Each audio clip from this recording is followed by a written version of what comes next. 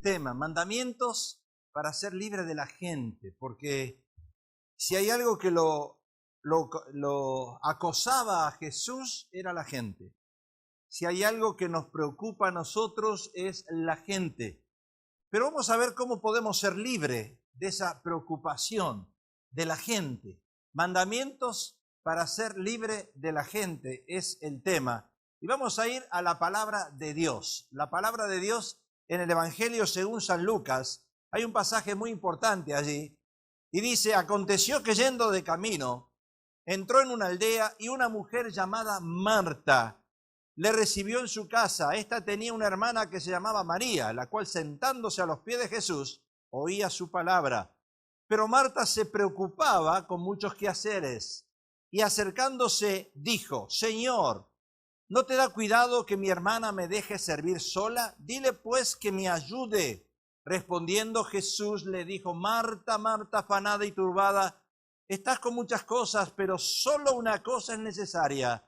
Y María ha escogido la buena parte, la cual no le será quitada. Si hay algo que nos preocupa a nosotros, y le preocupaba a Jesús también, y le preocupa a los artistas, es el media o los llamados paparazzis. Nosotros tenemos paparazzis por allí.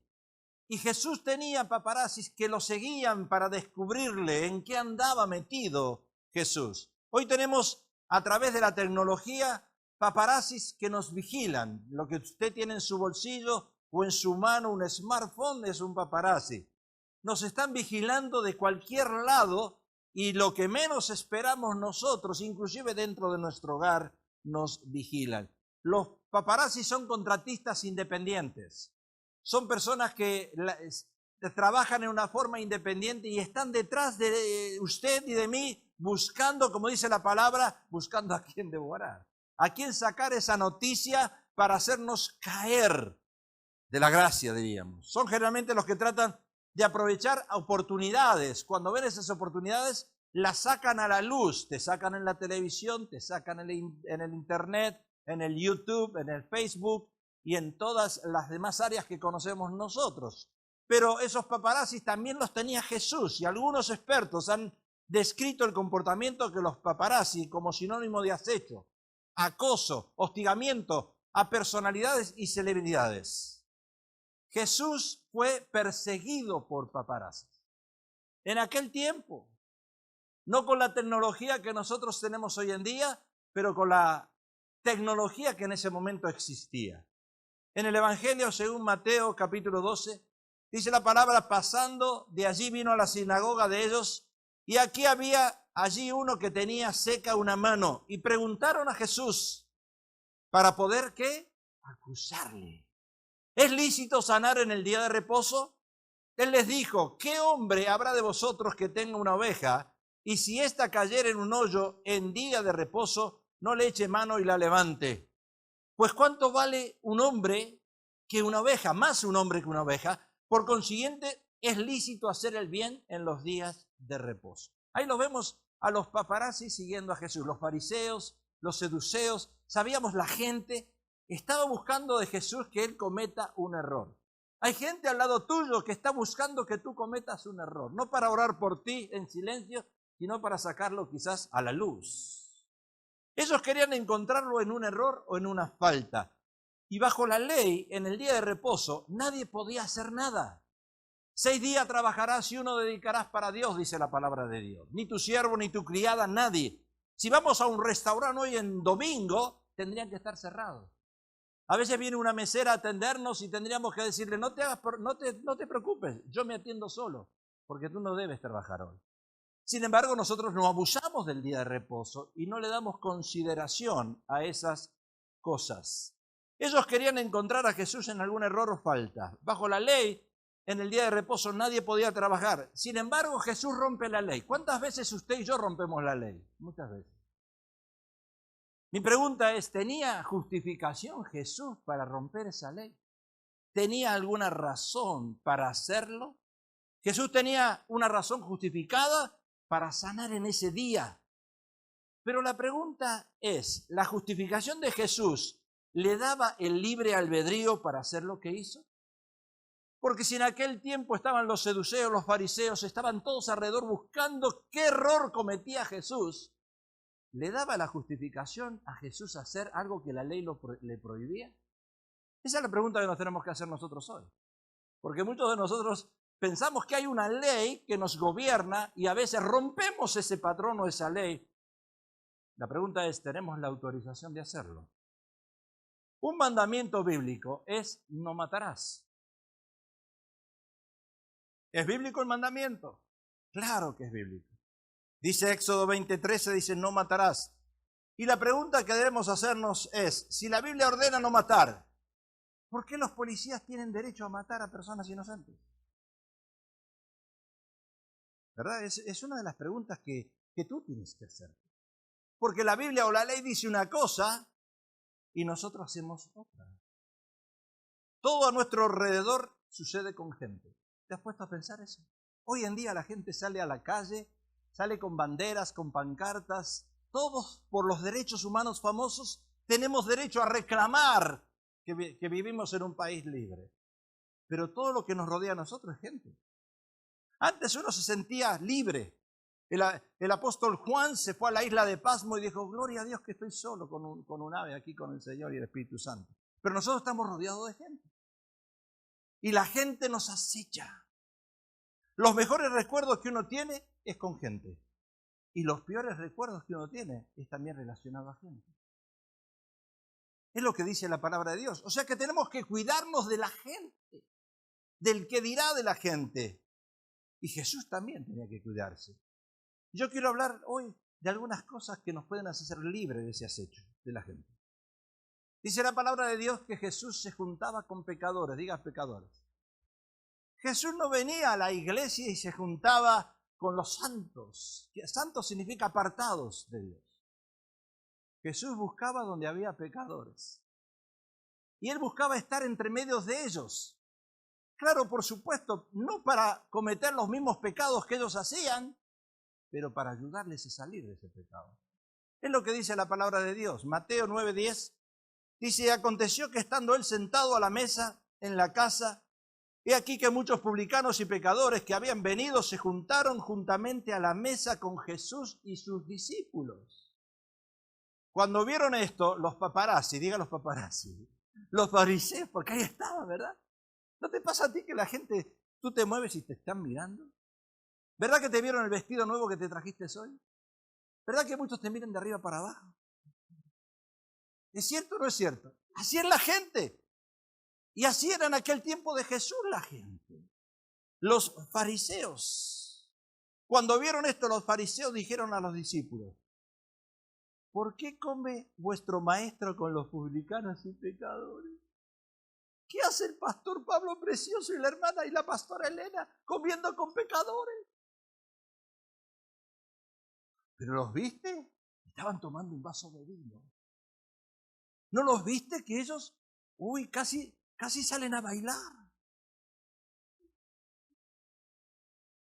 Y llama a toda la congregación. Vi a los pastores Pablo y Elena Precioso tomando un vaso de vino.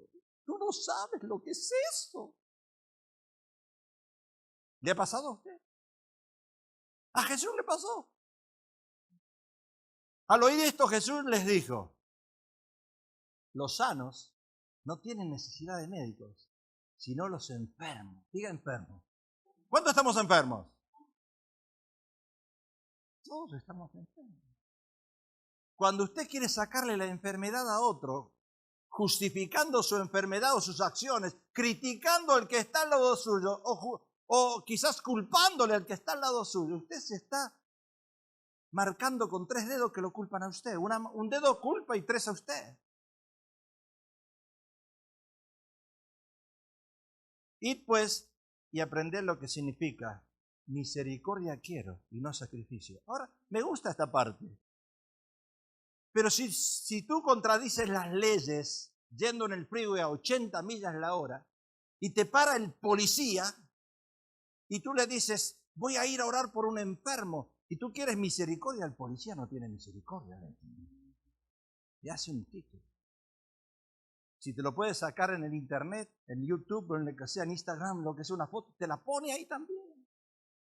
porque eres el más grande pecador. Cuando los paparazzi veían a Jesús comer con los publicanos y pecadores, los juzgaban.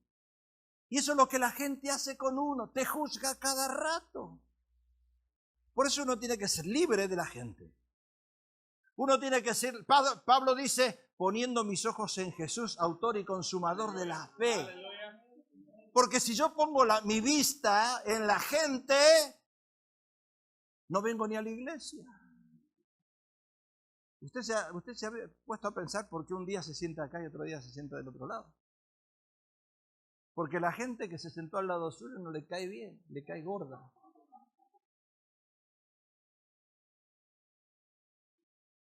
Muchos de nosotros no queremos acercarnos a personas que viven en pecado fuera de los límites de la ley, porque decimos, si me ven con fulano o mengano, ¿qué van a pensar de mí? Sin embargo, Jesús no le preocupaba eso. No le interesaba eso. Jesús se acercaba a esa gente, pero no los criticaba, sino que les hablaba con amor para que se arrepientan. ¿Por qué actuamos muchas veces así con la gente? Porque la lucha que tenemos nosotros en nuestro ser, cuando vivimos atados al que dirán, porque existe en nosotros todo lo que conocemos como esa aceptación y rechazo. Yo quiero que Él me acepte, porque no quiero ser rechazado por Él. Yo quiero que ustedes me acepten. El Papa quiere que todo el mundo lo acepten. El presidente Obama quiere que todos lo acepten. Todo el mundo quiere ser aceptado. Y vivimos con gente, pero muchas veces no sabemos ganarnos a la gente. Jesús sabía cómo ganarse a la gente. Muchas veces tratamos de agradar a la gente para que la gente no nos rechace. Hay un dicho por allí que dice, dime con quién anda y te diré quién eres. A veces buscamos nosotros a alguien para que esté al lado nuestro porque sentimos el rechazo y la no aceptación. Y tratamos de construir nuestra autoestima de acuerdo a cómo la gente nos ve. Cuando la gente nos critica, queremos agradar a la gente en vez de agradar a Dios. Ese es un error. Porque la gente siempre va a hablar mal de uno, siempre nos va a criticar, siempre va a decir algo. Yo traté por muchos años con una persona que decía ser cristiana, pero cuando se juntaba con otras personas de otras religiones se hacía como esa persona. Usted conoce a muchos así. ¿Y sabe por qué? Porque en nosotros hay mucha baja autoestima. Nos sentimos rechazados y cuando nos juntamos con un mormón, para que no me rechace esta persona, yo me quiero hacer como él. Me identifico. Y no es que esté mal por un lado, porque el apóstol Pablo también se juntaba con gente de ese índole. Él buscaba estar con gente, no importa el contexto, él buscaba hacerse amigo de la gente. Estamos luchando nosotros entre esa aceptación y rechazo. Si la gente me acepta o si la gente me rechaza. Nosotros los pastores tenemos muchos problemas. Porque para ganarnos el amor de la gente tenemos que olvidarnos de predicar el pecado. Tenemos que enterrarlo. Porque si predicamos el pecado, la gente se aleja de nosotros. Nos tiene que importar lo que Dios piensa, no la gente. Salmos dice algo importante. Guárdame como la niña de tus ojos, escóndeme bajo la sombra de tus alas. ¿Sabe que David, que escribe el Salmo, tenía muchos enemigos? Diga enemigos. ¿Cuántos enemigos tiene usted? Tenemos muchos enemigos. David tenía muchos enemigos, pero querían matarlo a David. David pide a Dios ser protegido él mismo y él dice, guárdame como la niña de tus ojos, escóndeme bajo la sombra de tus alas. ¿Qué quiere decir David con esto, con la niña de tus ojos? Tenemos un canto nosotros que lo cantamos. Dios nos ha provisto a nosotros con la barrera de los párpados y las pupilas de los ojos. Pues si ellas se dañan, viene la ceguera. Somos protegidos por Dios cuando nos quitamos los párpados. Ahí nos protege. Por eso dice que somos las niñas de sus ojos. Zacarías dice que Dios nos protege. Porque así ha dicho Jehová de los ejércitos. Tras la gloria me enviará Él a las naciones que os despojaron, porque Él que os toca, toca a la niña de sus ojos. Somos propiedad de Dios. El que nos toca a nosotros, toca a la niña de sus ojos. Dios nos ama. Dile al que está al lado tuyo, Dios te ama. Dios te ama. Eres la niña de los ojos de Dios. Eres el VIP. Eres lo mejor para Dios. Quizás para la gente no. Pero para Dios sí. Yo no lo puedo entender eso. Es solamente el amor de Dios. Dios nos dice que Él toca a los suyos, toca a la niña de sus ojos. El que toca a los suyos. ¡Wow! David sabía que tenía la protección en Dios, no en la gente. La gente hoy te ama, mañana te odia. La gente hoy habla bien de ti, mañana habla mal de ti. Fíjense en un coach, un director técnico en un equipo. Pierde 2, 3, 4 partidos, ya está fuera. Un jugador juega 2, 3 partidos bien y hace goles, todos lo alaban, pero un cuarto y un quinto partido no mete un gol y juega mal, le gritan. ¿Me estás entendiendo? ¿Me estás entendiendo la importancia de no mirar a la gente? De no mirar lo que te está rodeando alrededor tuyo. Los que hoy dicen que te aman y mañana dejan de amarte. Vemos en el relato la historia de 2 hermanas, Marta y María. Aconteció que yendo de camino entró en una aldea y una mujer llamada María le recibió a Jesús en su casa. Esta tenía una hermana que se llamaba María, 2 hermanas, hijas de un mismo padre, de una misma madre, pero diferentes. ¿Cuántos sabemos que somos diferentes? Aquí somos muchos hermanos en la fe, pero todos somos diferentes unos del otro. Y Jesús nos tiene que amar a pesar de las diferencias. Pero nosotros no entendemos que tenemos que amar a la gente a pesar de las diferencias. Queremos solamente amar al que tiene compatibilidad conmigo, pero no es así. Sería bueno que todos fuéramos hincha de Boca, diga hincha de Boca. Que todos el martes viniéramos a esta iglesia a celebrar el triunfo de Argentina. ¿Qué pasó? Nadie dijo amén. ¡Qué poca fe que tienen ustedes!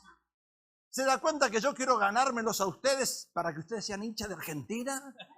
¿Y no me los puedo ganar?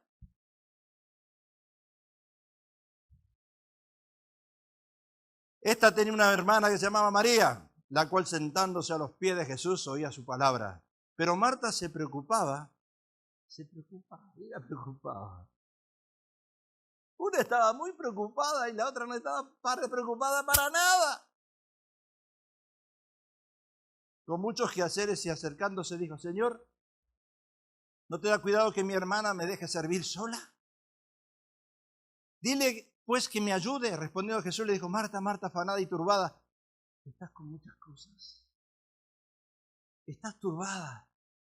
Tus problemas te agobian. Estás pensando en tantas cosas, pero te olvidaste de mí. Marta, de carácter extrovertido, una mujer afanada, turbada por sus afanes. María, de carácter introvertido, esas mujeres que no hablan nada, que solo le hablan al marido en la casa y le dicen, tú tienes que hacer lo que yo te diga. Porque las mujeres introvertidas, las que menos hablan son las más peligrosas. Porque las que hablan sacan todo. Tú las conoces al instante. Hablas 10 minutos con ellas y te aturden.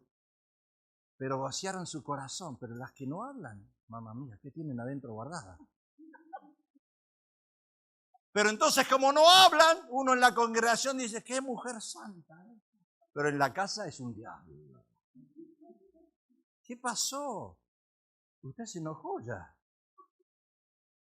Diríamos polos opuestos, Marta y María, con caracteres diferentes con la cual lidiamos todos los días. Todos los días de nuestra vida lidiamos con gente que tienen caracteres diferentes, personalidades diferentes, fe diferentes, creencias diferentes. Y queremos ganarnos el amor de ellos. Eso es lo que quería hacer Jesús con los pecadores. Quería ganarse el amor de ellos. Jesús no quería condenar a los de otra religión. Él se los quería ganar. Esa es la estrategia que está usando Francisco, el nuevo Papa. la estrategia de ganarse a la gente. Eso lo conocemos con la palabra gente. Ahora pregúntale al que está al lado tuyo. No importa que sea varón o mujer, no importa. ¿Eres extrovertido o introvertido? Porque hay que cuidarse de las personas que no hablan mucho. Pregúntale al que está al lado tuyo. ¿Tú eres extrovertido o eres introvertido?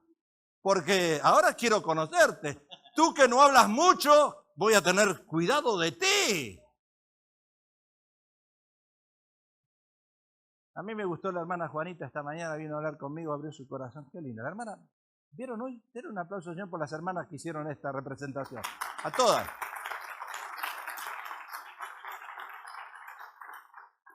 Pero la hermana Juanita cuando tiene algo lo saca, lo desembucha. Parece paloma con los buches, eso saca todo para afuera. Se lo da a sus hijos espirituales. Pero hay que tener más cuidado de los que son introvertidos. Porque no te dicen nada, pero un día te tiran una bomba y te matan.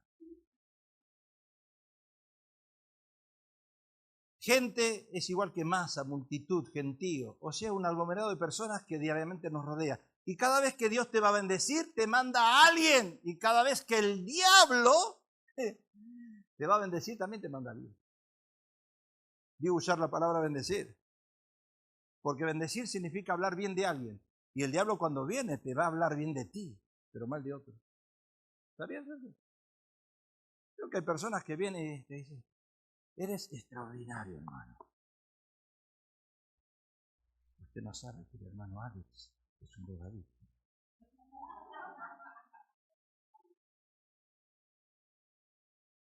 ¿Conoces a esas personas? ¿Qué pasó? ¿Se quedaron callados de todo?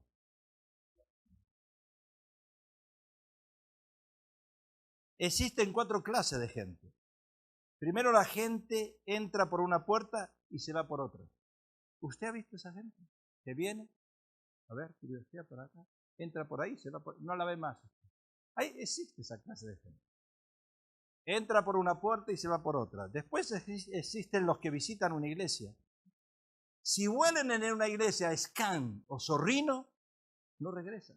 ¿Saben que hay personas que entran a la iglesia y olfatean? Aquí se huele a Scan, a Zorrino. Y no regresan. Usted tiene que diferenciar a la gente, porque así son catalogadas en 4 diferentes personas. En tercer lugar, los asistentes regulares, que se quejan, o que se quedan, mejor dicho, en una iglesia por algunos meses, hasta que se les hable del pecado. Y cuando dicen, y se empieza a hablar del pecado, dice a esa gente que se quedaron por unos meses, alguien le contó al pastor mi problema. ¿Conoce usted a esa gente? Seguro que al pastor le contaron. Y viene, pastor, seguro que usted habló por mí hoy. Alguien le dijo lo que yo estoy pasando, ¿verdad? ¿Conoce a esa gente usted? Existe. Y después, en cuarto lugar, el remanente, que son esos que entraron al arca. Y aunque huela feo, se quedan en esa arca. Porque sabe que Dios tiene algo para ellos. Son los que vienen a esta iglesia, ese remanente. Nosotros tenemos un remanente hermoso en este lugar. De 10 personas, 10, 11, 12 familias. Que hace 24 años que están con nosotros. Esta es un arca que muchas veces olió feo. Pero se han quedado igual. Se han quedado, así como Noé cuando hizo el arca. Y tuvo que entrar una especie de cada animal. Y si entraron y olía feo, pero se quedaron. Son los que llegan a una iglesia y vienen a buscar de Dios. Y en la iglesia encuentran matrimonios, como en el caso de Anel y Jonathan. Que no van a otra iglesia a buscarlo, porque acá lo tienen. Al tiempo de Dios. No sé si me entiende usted.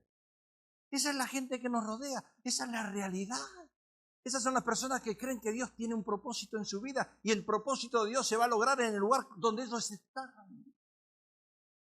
Es el jugador que juega con la camiseta de Boca, de la América, de las Chivas, que no necesita que el Barcelona se lo compre. Porque él sabe que donde está va a ser famoso.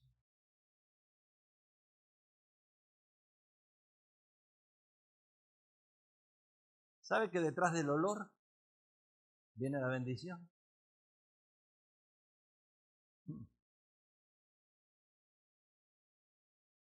Mateo 13:8 dice, pero parte cayó en buena tierra y dio fruto, cuál 100, cuál a 100, cuál a 70 y cuál a 30 por uno. Mas el que fue sembrado en buena tierra, este es el que oye y entiende la palabra y da fruto y producen a 100, a 60 y a 30 por uno. Esa gente que se queda en el arca que da olor, en una iglesia que da olor, porque no hay iglesia que no dé olor, cuidado. Pero esa gente que permanece en esas iglesias, esa gente se llaman semillas que dan buenos frutos. Tiene que llegar un día en nuestra vida que ya no nos molestemos más por lo que dice la gente. Te tiene que importar lo que Dios piensa de ti. Lo que Dios piensa de ti es más grande que lo que pueda decir tu enemigo. Uno tiene que pensar en lo que Dios nos dice, nos habla, nos ministra. ¿Te imaginas si yo tendría que hacerle caso a 100 personas, 150 personas? Pastor, predique esto, predique esto, predique esto. No puede ser así. Hoy tenemos gente ofendida en las iglesias y son cristianos apartados, lastimados, heridos y desilusionados. Y sabe que la gente no debe tener autoridad contra tu vida. Por eso Jesús caminaba tranquilo. Él se juntaba con pecadores. No le importaba lo que le decía la gente. Padre, tú y yo uno solo somos. Eso le interesaba al Señor. Jesús estaba con él. Dios estaba con Jesús en todos lados. Donde tú y yo vamos, hay gente alrededor, pero también está Dios. El problema no es la gente, sino cómo funciona nuestra mente cuando estemos con esa gente. Los ojos, dice la Biblia, son la lámpara del cuerpo y ellos hacen que las cosas las veamos por lo que se llama por la emoción predominante, porque así pasa. Nosotros somos personas emocionales y nos movemos por emociones predominantes en nosotros. Y de acuerdo a lo que vemos en la cara de la gente, pensamos que esa gente está pensando o hablando de nosotros ciertas cosas. Y a lo mejor no es así. Es una emoción predominante en nosotros. La lámpara del cuerpo es el ojo. Así que si tu ojo es bueno, todo cuerpo estará lleno de luz. Pero si tu ojo es maligno, todo tu cuerpo estará en tinieblas. Así que si la luz que está en ti hay tinieblas, ¿cuánto no serán las mismas tinieblas? Usted y yo somos seres emocionales. Nos movemos y estamos pensando, uy, la gente sabe en lo que ando. Y ahí están mis emociones que se manejan. Son emociones que me dominan, me controlan. Porque estoy pensando que el hermano, la hermana y fulano sabe mis necesidades, mis problemas y en lo que yo me metí. Y todas las circunstancias y la gente que se atraviesan, yo la veo a través de la emoción predominante que hay en mí. De acuerdo a tus emociones, no de acuerdo a la palabra, no de acuerdo a lo que Dios te ha dicho. No estás poniendo la fe en Dios en ese momento, sino estás mirando a la gente y en tu emoción y te mueves por tus emociones. Es como el niño que roba un caramelo en un supermercado y está pensando, mi mamá me vio. Y a lo mejor la madre no lo vio. Pero así somos nosotros. Si yo estoy enojado, voy a ver todas las cosas que me va a molestar. Voy a escuchar un chiste y me va a molestar. Voy a saludar a alguien y me va a molestar porque yo estoy enojado, pero no la gente. Es la emoción que hay en mí. ¿Se da cuenta? ¿Entiende usted? Por eso cuando vamos a hablar de escuela para padres, vamos a hablar de conociendo el corazón de nuestros hijos. Vamos a estar enseñando algo clave. Algo clave. Conociendo el corazón de nuestros hijos.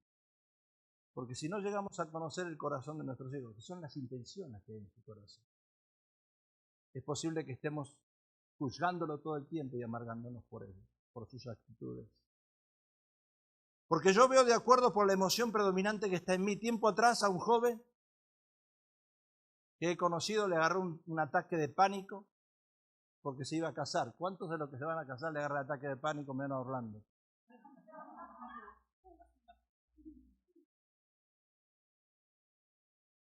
Este joven tenía un ataque de pánico, se iba a casar. Le agarró pánico de casarse. La boda de la iglesia le daba miedo. El tener hijos le daba miedo. Si tu emoción predominante va en ti, te vas a mover de esa manera. Vas a ser un hombre y una mujer temerosa de cualquier cosa. Te vas a mover con miedo. Si tu emoción es negativa, todo te va a molestar. Cuando alguien te cae mal o cuando una situación te molesta, no te vas a concentrar en lo que la gente te dice, sino en cuál es tu emoción predominante en ese momento. Si yo me enojo con mi esposa y tú vienes a la oficina, me voy a enojar contigo también. Y tú vas a decir, pastor, ¿qué le hice yo? No, usted no, pues yo no te puedo decir que me enojé con mi esposa. ¿Cuántos los domingos a la mañana se levantan bien y cuando hablan con el marido la esposa se enoja? ¿Cuántos matrimonios llegan a la iglesia y estacionan 2 cuadras de aquí? Y le dice el esposo a la esposa, vamos a cambiar la cara porque vamos a la iglesia. Y tú llegas a la iglesia enojado con tu esposa, con tu esposo y estás enojado. Y cuando el hermano te viene a saludar te da ganas de matarlo al hermano. Pero no quieres matar al hermano. ¿Cuántos padres quieren matar a sus hijos porque se enojaron con la esposa? ¿Y qué culpa tienen los hijos? Pero para desquitarse. Se desquitan con los pobrecitos inocentes hijos que tenemos. Mira, pobrecitos inocentes hijos. Y le gritan a los hijos. Pero están enojados con la mero, con la jefa. ¿Le pasa a usted? Es la emoción predominante que tenemos encima. Y entonces, como no podemos cambiar de cara, no somos como el camaleón que cambia de colores según la ocasión.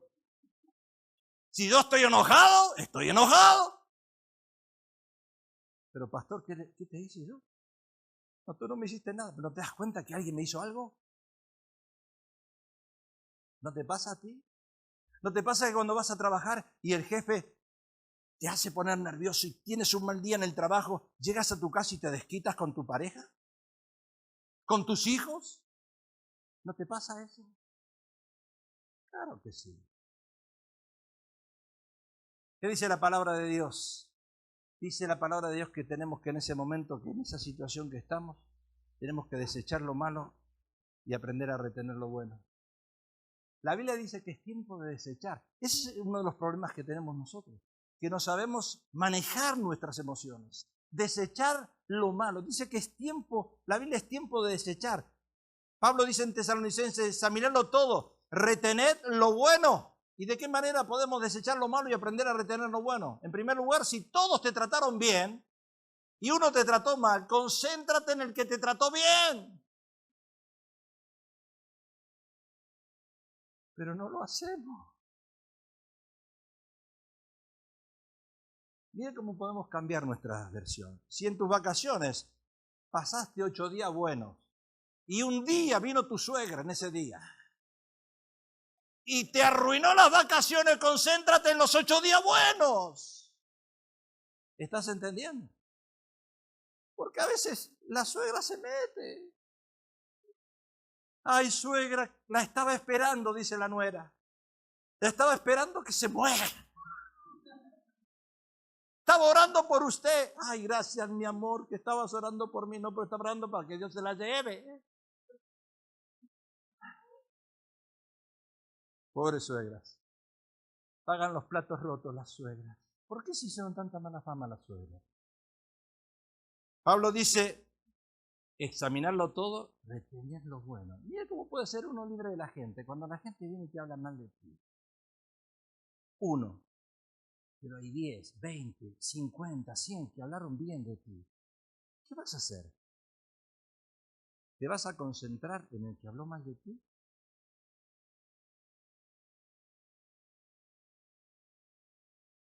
No es bueno retener lo malo dentro de uno, porque se convierte en una emoción reprimida. Mire, las personas que son introvertidas retienen todo.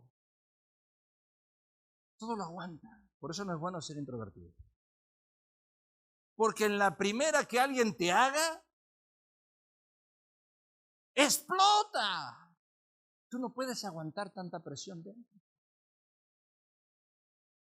Los que son casados saben que las mujeres hablan 25.000 palabras por día. Y los hombres la mitad. Si tú no la escuchas hablar a ella en un día, 25.000 palabras que te tiene que decir ella a ti, al otro día te tiene que decir 50.000.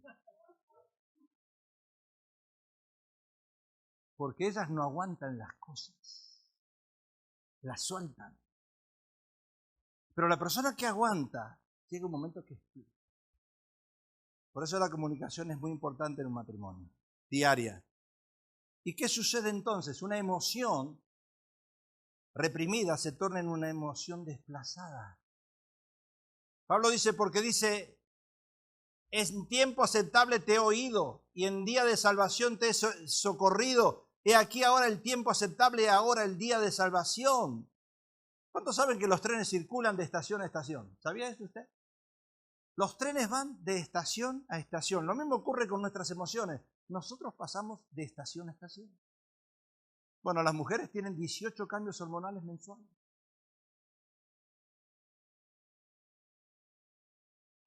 Dentro de ellas 7 días que todo molesta y fastidia.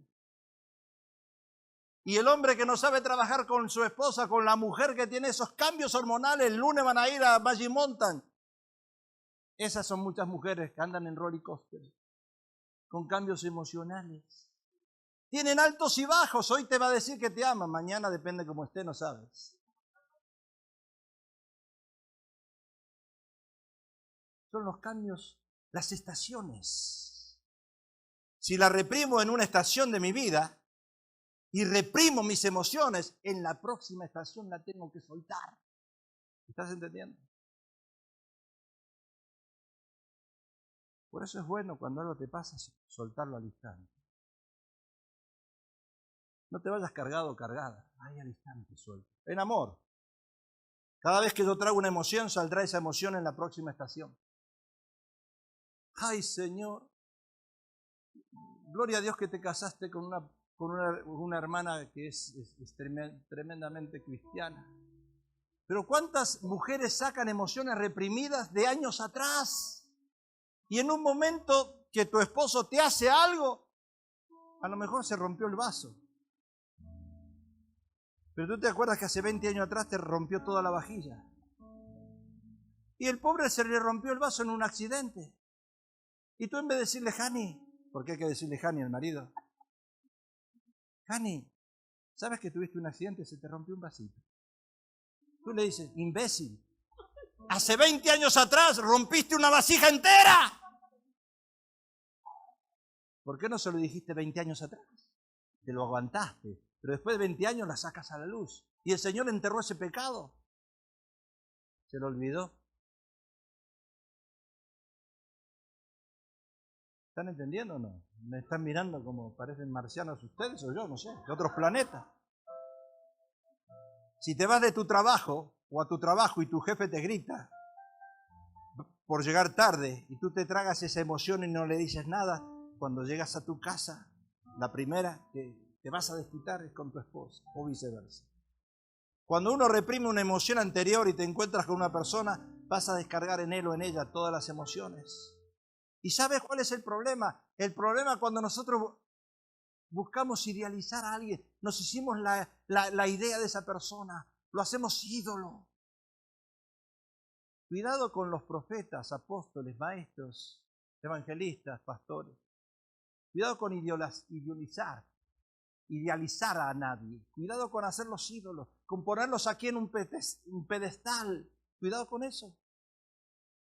Ciertamente dice Eclesiastés, no hay hombre justo en la tierra que haga el bien y nunca peque.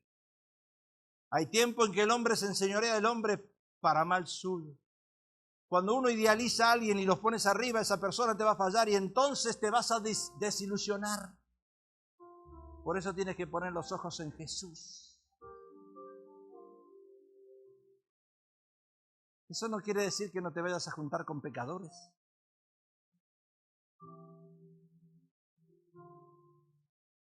Uno se desilusiona de las personas porque empezamos a idealizarla. ¿Sabe? ¿Quiere que le diga algo? No lo voy a mencionar, pero esa gente va al baño igual que usted y yo. también anda con diarrea muchas veces. Y a veces se les escapa lo que se les escapa igual. Y se bañan lo mismo que usted y yo. Son iguales, somos iguales. No pongas en un pedestal alto a nadie. Solo a Jesús. Cuando tú pones en el pedestal ese arriba a Jesús, ya no vas a tener problema con la gente. No te va a importar lo que te haga la gente. Porque vas a pensar, si a Jesús le clavaron una corona de espinas, le pusieron en la cabeza, le clavaron una lanza, le pusieron clavos en sus manos y en sus pies, ¿cuánto más a nosotros? Pablo dice, con Cristo estoy juntamente crucificado, mas ya no vivo yo, sino vive Cristo en mí. Cuando tú te pones la mirada en Jesús y te sientes igual que Él, crucificado, ¿sabe? Venía la gente cerca de la cruz y le decían, si eres hijo de Dios, bájate de ahí. Le dieron, tenía sed y le dieron vinagre para tomar. Se burlaban de Él. Pero Jesús, tranquilo, en la cruz, porque vamos a celebrar la cena ahora. En la cruz, le dijo lo que usted y yo tenemos que decir cuando maduramos en el Señor y no nos dejamos llevar por lo que la gente dice de nosotros. Padre, perdónalos, porque esa gente no sabe lo que hace. Son paparazzis que andan detrás buscando a quien devorar, pero tú y yo uno solo somos. Ponte de pie ahí donde tú estás. Levanta tu